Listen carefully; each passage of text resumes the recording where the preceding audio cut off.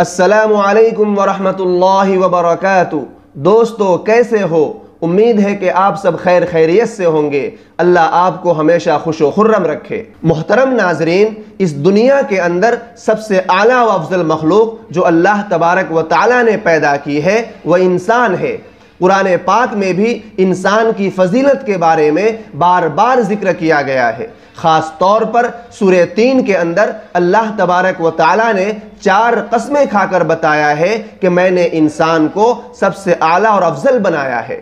اللہ تبارک و تعالیٰ کا ارشاد ہے والتین، اور مجھے قسم ہے تین کی، والزیتون، اور مجھے قسم ہے زیتون کی، وطور سینین، اور مجھے قسم ہے طور سینا کی۔ یہ قسمیں کھانے کے بعد اللہ تبارک و تعالیٰ نے ارشاد فرمایا لقد خلقنا الانسان فی احسن تقویم، کہ میں نے انسان کو سب سے اعلیٰ اور افضل بنایا۔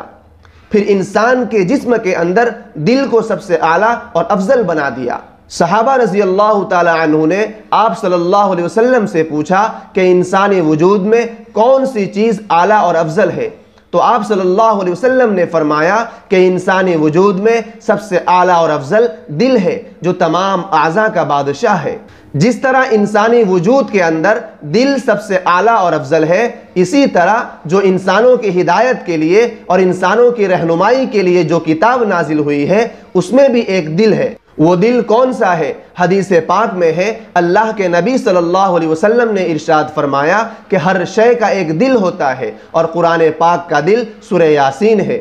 جس شخص نے بھی ایک مرتبہ سورہ یاسین کی تلاوت کی، اللہ تبارک و تعالی اسے 10 مرتبہ قرآن پڑھنے کے برابر ثواب عطا کرے گا۔ اور جو شخص فجر کی نماز کے بعد سورہ یاسین کی تلاوت کرے گا تو پورے دن کی کاموں کی ذمہ داری اللہ لے لیں گے، اس کے سارے کاموں میں آسانی ہوگی اور خیر و برکت ہوگی۔ ایک حدیث میں یہ آیا ہے کہ جو شخص ایک مرتبہ سورہ یاسین کی تلاوت کر کے جو دنیا سے جا چکے ہیں ان کو ایصال ثواب کرے گا تو 60,000 آدمیوں کے بخشش کا ذریعہ بن جائے گی۔ تو محترم ناظرین، اپنی صبح کا آغاز سورہ یاسین کی تلاوت سے کیا کریں۔ سورہ یاسین پڑھ کر اپنی صبح کا آغاز کرتے ہیں تو آپ کا سارا دن خیر سے گزرے گا، کاروبار میں برکت ہوگی، بہت سی آفات سے، بیماریوں سے، دشمنوں کے حسد سے، لوگوں کے شر سے، حادثات سے اللہ آپ کی حفاظت کرے گا۔ یہ صرف مرد حضرات کے لیے نہیں ہے بلکہ میری محترم مائیں، بہنیں، بیٹیاں سب سورہ یاسین کی تلاوت کا معمول بنا لیں، پھر دیکھیں کہ گھروں میں کیسے رحمتیں اور برکتیں نازل ہوتی ہیں۔ اللہ ہم سب کو روزانہ سورہ یاسین پڑھنے کی توفیق عطا فرمائے، آمین یا رب العالمین۔